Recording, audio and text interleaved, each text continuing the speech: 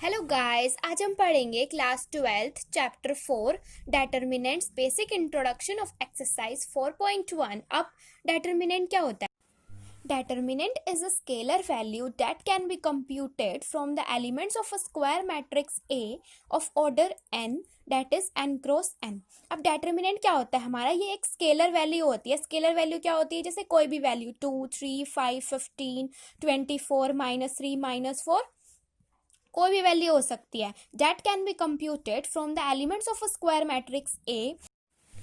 Determinant एक scalar value होती है जिसे हम एलिमेंट्स ऑफ स्क्वायर मैट्रिक्स से कंप्यूट कर सकते हैं। It is denoted by this, this और दिस। इसे हम DET ऑफ ए लिख सकते हैं और इस तरीके से मॉडुलस का साइन बना के लिख सकते हैं और डेल्टा का सिंबल भी बना सकते हैं। इन तीन तरीकों से हम डेटर्मिनेंट को डिनोट करते हैं। For example, if A is equal to this, ये हमें 2x2 की स्क्वायर मैट्रिक्स गिवन है, then determinant of A can be written as, इस तरीके से लिख सकते हैं, is equal to this is equal to determinant of A is equal to this. इस तरीके से भी लिख सकते हैं, इस तरीके से भी लिख सकते हैं, इस तरीके से भी लिख सकते हैं और इस तरीके से लिखेंगे हम। अब now note, only square matrices have determinants, that is the matrices which are not square do not possesses determinants। means determinants हम square matrix का ही निकाल सकते हैं। जो हमारी rectangular matrices होती है उनका determinants नहीं होता। और नेक्स्ट पॉइंट क्या है हमारे पास? The determinant of a square matrix is a scalar quantity where as a matrix is an arrangement of numbers and has no value. अब हमें यहाँ पे डेटर्मिनेंट और मैट्रिक्स का डिफरेंस बता। सो डेटर्मिनेंट क्या होता है हमारा? एक स्केलर क्वांटिटी होती है, डेट इज 2, 3, 4, 15, -3, -4, ये सब क्या हो गए हमारे scalar value. Where as a matrix, जबकि जो मैट्रिक्स है वो क्या होती है हमारी? अरेंजमेंट ऑफ नंबर्स होती है, हमने पढ़ा था, एंड हैज नो वैल्यू, और उसकी कोई वैल्यू नहीं होती। Now determinant of a matrix of order 1, that is 1 cross 1। अब हम ये सीखेंगे कि डेटर्मिनेंट किस तरीके से निकालते हैं हम 1 cross 1 matrix. Now let capital A is equal to small A, ये हमारी क्या होगी? 1 क्रॉस 1 की मैट्रिक्स होगी। सो देन डेटर्मिनेंट ऑफ ए क्या होगा? यही वाला एलिमेंट ही होगा। मतलब अगर हमें 1 क्रॉस 1 मैट्रिक्स का डेटर्मिनेंट निकालना है तो वो वही एलिमेंट ही होगा। Let capital A is equal to 15, हमारे कैपिटल ए के अंदर कौन सा एलिमेंट है? 15। सो डेटर्मिनेंट ऑफ ए क्या हो जाएगा हमारे पास? 15 ही हो जाएगा।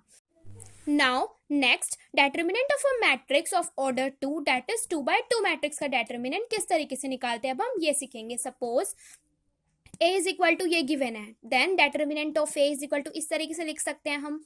डेटर्मिनेंट का सिंबल बना देंगे 2, 3, 1, 5 as it is. So, to find determinant of order 2, we apply the rule of cross multiplication। अब हम क्रॉस मल्टीप्लाई कर देंगे किस तरीके से? इस 2 को इस 5 से मल्टीप्लाई कर देंगे, इस 1 को इस 3 से मल्टीप्लाई कर देंगे और बीच में सब्ट्रैक्शन का सिंबल लगा देंगे। So, 2 5 जा 10 माइनस 3 1 जा 3। अब 10 में से 3 सब्ट्रैक्ट करेंगे तो क्या आ जाएगा हमारे पास? 7।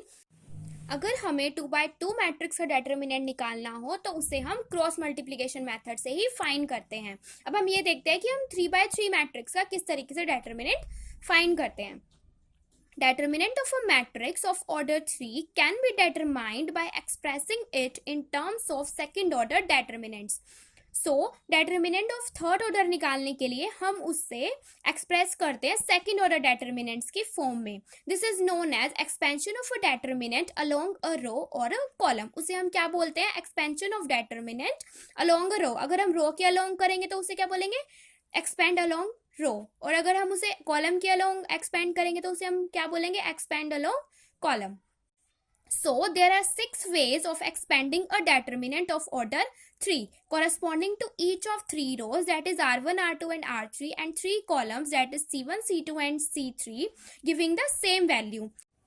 So हमारे पास 6 ways हैं अपने 3x3 ऑर्डर के डेटर्मिनेंट को सॉल्व करने के लिए। 3 मेथड तो हो गए हमारे पास रो वाले कि हम एक्सपेंड कर सकते हैं, या तो R1 के अलोंग करते हैं, या R2 के अलोंग, या फिर R3 के। और हमारे पास 3 कॉलम्स है, that is C1, C2 and C3। किसी के भी अलोंग हम उसे एक्सपेंड कर सकते हैं। बट अगर हम किसी के भी अलोंग एक्सपेंड करेंगे, जो हमारा आंसर आएगा वो क्या होगा? हमारे पास सेम ही वैल्यू आएगी। सो हमें ये बोल भी रहा है गिविंग द सेम वैल्यू। अगर हम किसी भी मेथड से फाइंड करें, सपोज हम एक्सपेंड अलोंग R2 करें, R3 करें, या कॉलम्स के अलोंग एक्सपेंड करें, जो हमारी वैल्यू होगी वो हमेशा क्या आएगी? सेम। अब एग्जाम्पल से समझते हैं। Suppose let a is equal to this. अगर हमें जनरल फॉर्म में अपने 3x3 मैट्रिक्स को लिखना हो हम इस तरीके से लिख सकते हैं। Now determinant of A is equal to this. ठीक है, अब हम क्या करते हैं, सबसे पहले केस 1 में expand along first row that is R1। अब हम क्या कर रहे हैं, R1 के अलोंग एक्सपेंड कर रहे हैं। ये किस तरीके से करते हैं हम, सबसे पहले हमारा फॉर्मूला क्या होता है, -1 raise to the power m plus n, where mn क्या हो गए हमारे पास, रोज और कॉलम्स की वैल्यू, कि जब सपोज जैसे हम एक्सपेंड अलोंग क्या कर रहे हैं, R1 कर रहे हैं, तो यहाँ पे क्या वैल्यू हमारे पास A1 1, सो हमारी रो की वैल्यू क्या होगी 1 और कॉलम की वैल्यू क्या होगी 1। So that is -1 raise to the power 1 plus 1, because m की भी वैल्यू 1 है और n की भी वैल्यू 1 है। उसके बाद जो A1 1 पे हमारा एलिमेंट रखा हुआ है, दैट इज कौन सा एलिमेंट है हमारे पास 1।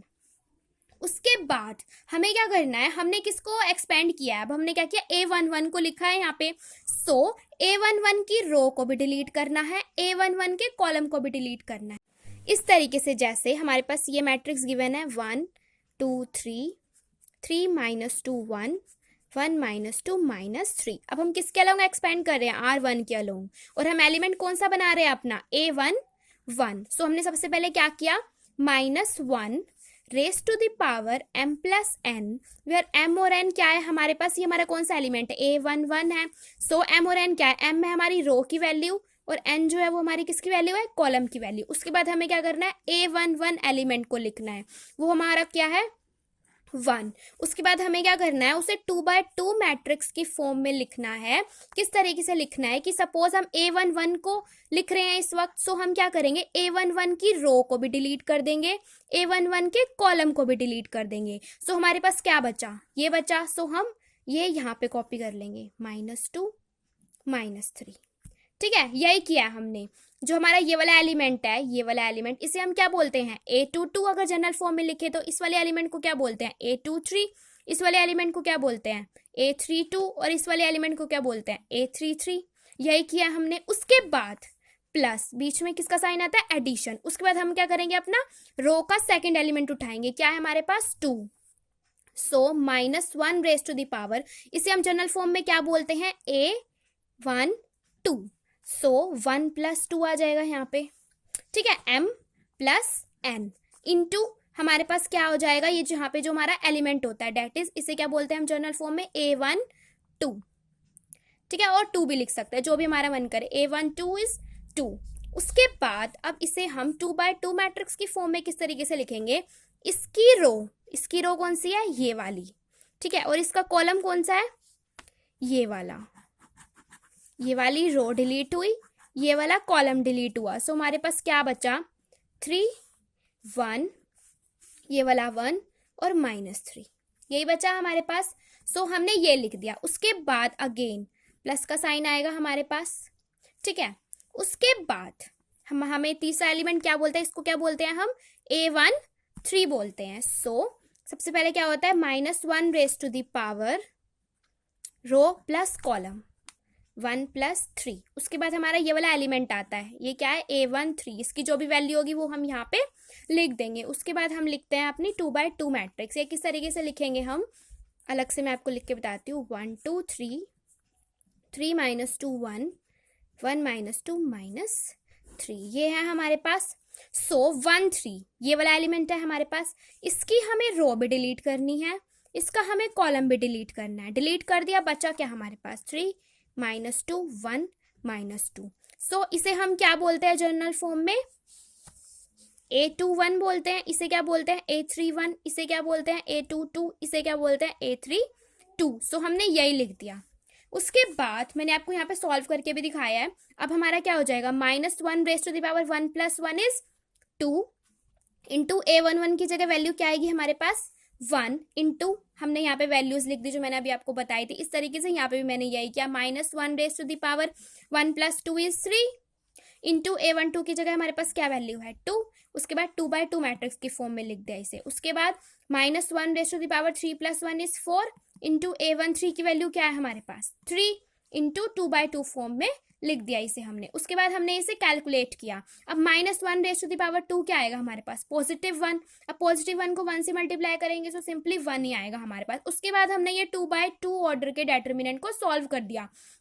इसे हम किस तरीके से सॉल्व करते हैं, क्रॉस मल्टीप्लाई से। सो हमने यही किया है, 3 2 जा 6, बीच में माइनस का साइन लगता है, माइनस, उसके बाद -2 1 जा -2, सो -2 लिख दिया। उसके बाद हमने क्या किया, -1 रेज़ टू द पावर 3, तो हमारे पास आंसर क्या आएगा, -1 इंटू 2 इज -2 इंटू 3 3 जा -9, -1 1 जा 1 हो जाएगा यहाँ पे हमारे पास, plus -1 raise to the power 4 क्या हो जाएगा हमारे पास, +1, +1 को 3 से मल्टीप्लाई करेंगे, सो हमारे पास क्या आएगा, +3।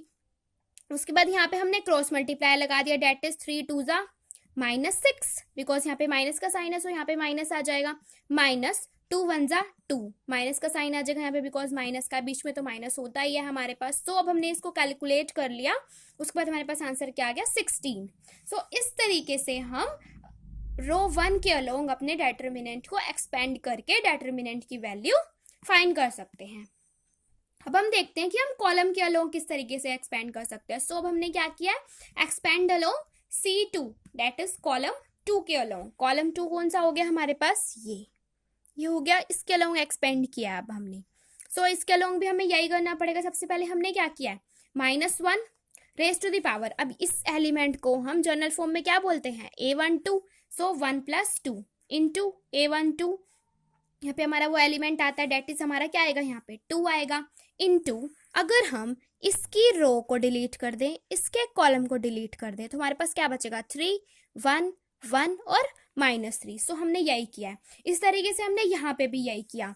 इस वाले एलिमेंट की बारी आई, अब इस वाले एलिमेंट को क्या बोल सकते हैं हम, A22 बोलते हैं। सो हमने यहाँ पे यही किया, A22 that is -1 raise to the power 2 + 2 into इसकी ये रो भी डिलीट कर दी, इसका कॉलम भी डिलीट कर दिया। सो हमारे पास क्या बचा, 1 3 1 और -3। सो हमने ये लिख दिया, प्लस हमारा थर्ड एलिमेंट क्या है, A32, so -1 raise to the power 3 + 2 into A32, और अब हमने इसकी रो भी डिलीट कर दी, इसका कॉलम भी डिलीट कर दिया। सो हमारे पास क्या बचा, 1 3 3 और 1। सो हमने ये यहाँ पे कॉपी कर दिया।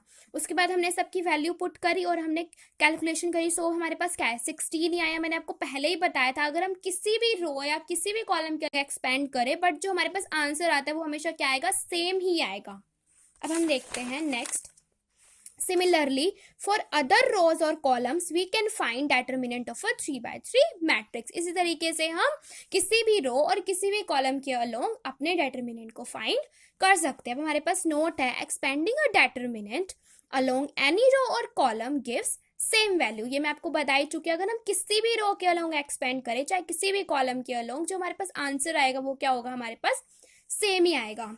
For easier calculations, we shall expand the determinant along that row or column which contains maximum number of zeros. Suppose हमारे पास एक इस टाइप का determinant दे रखा है जिसके अंदर zeros ज़्यादा है, so हम उसके अलोंग एक्सपेंड करेंगे अपने डेटर्मिनेंट को जिसके अंदर जीरो का नंबर क्या होगा, हमारे पास ज़्यादा होगा, क्योंकि उसमें हमारी क्या हो जाती है, कैलकुलेशन बहुत ईजी हो जाती है। बिकॉज अगर हम जीरो को किसी भी से भी मल्टीप्लाई करें तो हमारे पास आंसर क्या आता है, जीरो। सो अगर हम उसे जीरो वाली रो या कॉलम से एक्सपेंड करें तो हमारे पास क्या होगा, ईजिली हम उसे कैलकुलेट कर सकते हैं।